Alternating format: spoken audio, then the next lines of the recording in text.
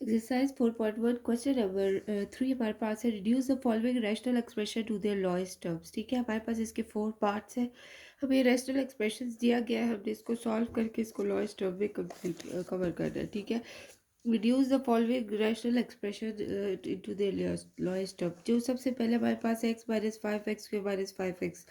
Students, अगर हम numerator हम इसी तरह हम लिख लेंगे सोल्यूशन में। ठीक है, x माइनस 5, जो डिनोमिनेटर है उसमें से हम x को कॉमन ले लेंगे तो ये हमारे पास अंदर x आ जाएगा, x माइनस 5 आ जाएगा। ठीक है, अब ये x माइनस 5 आ गया। अब students x minus 5 next step में हम जो है वो x माइनस 5 और x माइनस 5 में से देखें कि कोई कैंसिलेशन होती है तो ये टर्म इससे कैंसिल हो जाती है। ठीक है, तो हमारे पास लोएस्ट टर्म जो आ जाती है वो है 1/x। ठीक है, ये इसकी लोएस्ट टर्म आ गई।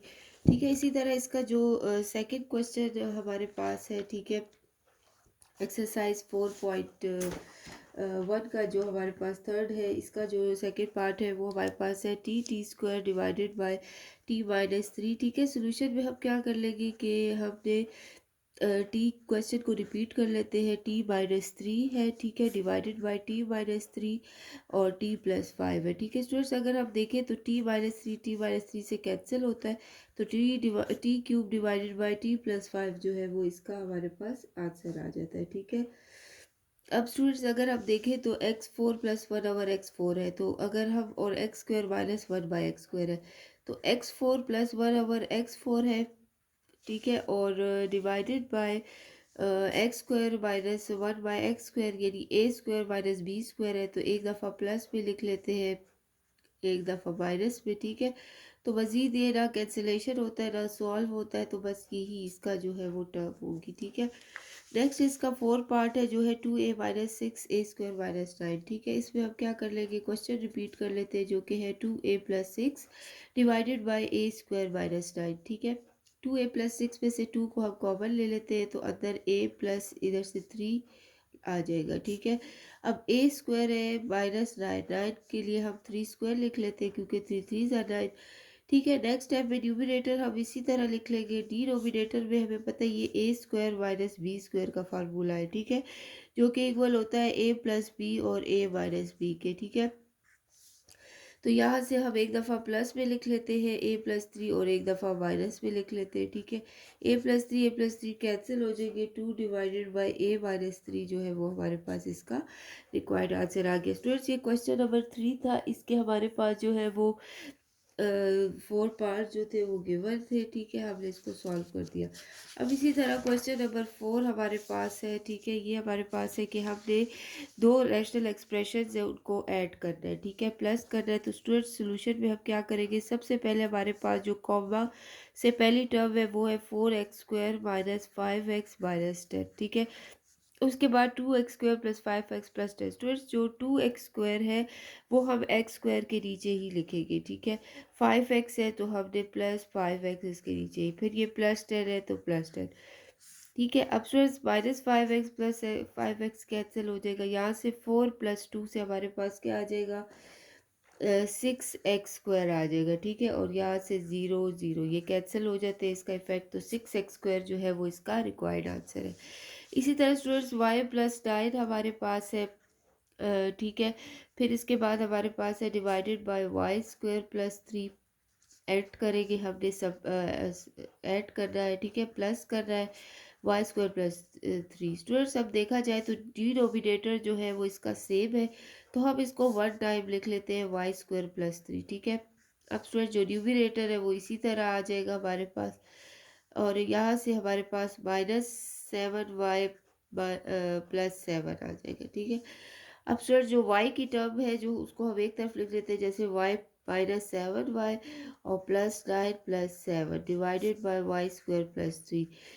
ठीक है, y -7y का मतलब इसके साथ कुछ नहीं है, 1 कंसिडर होगा, -7 है और 1, -7 प्लस माइनस माइनस होगा, 7 में से 1 माइनस करेंगे तो -6 आएगा, क्योंकि 7 और 1 में से 7 बड़ी वैल्यू, इसके साथ जो साइन लगेगा वो हमारे पास लगेगा माइनस का। ठीक है, तो -6y आ जाएगा, +9 + 7 यानी 9 और 7 को हम प्लस कर लेंगे, तो स्टूडेंट्स इसका जो हमारे पास आंसर आ जाता है वो है 9 16 आ जाता है, ठीक है। -6y +16 आ जाता है, और डिनोमिनेटर में हम इसी तरह y² +3 को लिख लेते हैं, ठीक है। तो ये हमारे पास इसका रिक्वायर्ड आंसर आ गया।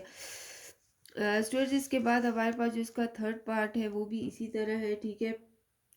इसमें हमने सोल्यूशन में क्या करना है कि y+4 y-4 का एलसीएम लेना है। तो हमें पता है जब हम एलसीएम लेते हैं इसका, तो y+4 और y-4, तो स्टूडेंट्स पहले y-4 से अगर हम करें तो स्टूडेंट्स ये y+4 इसी तरह आएगा और यहाँ से 1 आ जाएगा, ठीक है। फिर हम y+4 से करेंगे, यहाँ से 1 और 1 आ जाएगा, ठीक है।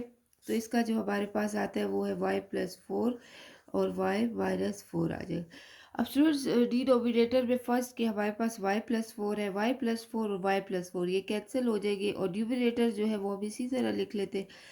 अब स्टूडेंट्स ये भी y+4 है, y+4 ये कैंसिल हो जाएगी, यहाँ पे हमारे पास सिर्फ y-4 रह जाएगा, ठीक है। प्लस अगेन हमारे पास है 2y, स्टूडेंट्स 2y है, तो 2y न्यूमिनेटर अब इसी तरह लिख लेते हैं। अब y-4 और y-4 कैंसिल, यहाँ से हमारे पास y+4 रह जाएगा, ठीक है।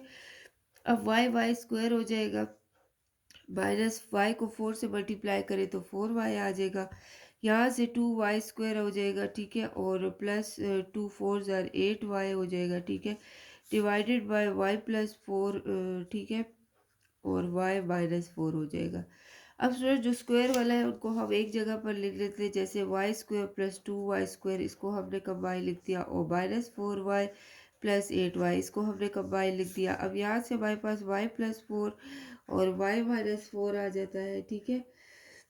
अब स्टूडेंट्स अब हमारे पास क्या होगा, y² और +2, यानी इसके साथ कुछ नहीं है, इसको 1 कंसिडर करेंगे। 1 + 2 से 3y² आ जाएगा, प्लस माइनस -8 में से 4 माइनस करेंगे, हमारे पास आ जाएगा +4y, ठीक है। डिवाइडेड बाय, अब स्टूडेंट्स y को y के साथ मल्टीप्लाई करेंगे तो y² हो जाएगा, प्लस माइनस माइनस आ जाएगा, और 4 4 16 आ जाएगा, ठीक है। तो ये हमारे पास इसका रिक्वायर्ड आंसर जो है वो आ जाएगा, ठीक है।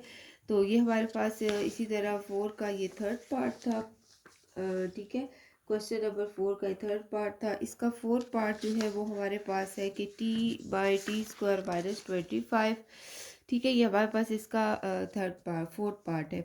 इसमें भी अब स्टूडेंट्स क्या करेंगे, t/t² -25 है, इसको हमने प्लस करना है, ठीक है, 3t/t+5 से। स्टूडेंट्स अगर हम देखें तो t² -25 को है, अगर हम इसको स्क्वायर फॉर्म में लिखें तो t² -5 होल स्क्वायर है, ठीक है, +3t डिवाइडेड बाई t+5, ठीक है। t divided by a² -b² है, तो एक दफ़ा हम प्लस में लिख लेंगे और एक दफ़ा हम माइनस में लिख लेंगे, ठीक है, +3t/t+5। स्टूडेंट्स इसी तरह अब ये हमारे पास इसका डिनोमिनेटर में आ जाएगा t+5 और t-5 आ जाएगा, ठीक है। अब स्टूडेंट्स अगर हम देखें तो फर्स्ट के जो पार्ट है इसमें हमारे पास ऑलरेडी डिनोमिनेटर में वही नंबर है जो हमारे पास एज एलसीएम था, ठीक है। तो इसका मतलब है t+5 t-5 यहाँ से कैंसिल आ जाएगा, और न्यूमिनेटर तो हम ज़रूर लिखते हैं इसमें, ठीक है, एलसीएम के केस में। फिर प्लस आ जाएगा स्टूडेंट्स, इधर से t+5 है, नेक्स्ट पार्ट में डिनोमिनेटर में t+5 कैंसिल हो जाएगा, ठीक है। तो स्टूडेंट्स यहाँ से हमारे पास आ जाएगा 3t, जो कि न्यूमिनेटर है, t-5 आ जाएगा, ठीक है। अब स्टूडेंट्स इसको फर्दर सॉल्व करते हैं, तो यहाँ पर हम इसको सॉल्व कर लेते हैं, ठीक है। तो t प्लस 3t 3t के साथ मल्टीप्लाई होगा तो 3t² आ जाएगा, ठीक है। और 3t5 के साथ मल्टीप्लाई होगा तो -15t आ जाएगा, ठीक है, डिवाइडेड बाय t+5, ठीक है, t-5 आ जाएगा। अब स्टूडेंट्स t और 15t इनको हम कंबाइन लिख लेते हैं, और 3t² 1 टाइम है तो हम इसको इसी तरह लिख लेते हैं। -15t + t जो है वो उससे अब देखते हैं कि हमारे पास क्या आ जाएगा, 3t² इसी तरह लिख लेंगे, माइनस और ये +1 है, तो माइनस प्लस माइनस, और 15 में से 1 गया तो -14t आ जाएगा, ठीक है। डिवाइडेड बाय t को t से मल्टीप्लाई करेंगे तो t² आ जाएगा, प्लस माइनस माइनस हो जाएगा, 5 5 25, ठीक है। तो 3t -14t t² -25, ये हमारे पास इसका रिक्वायर्ड आंसर आ गया, ठीक है।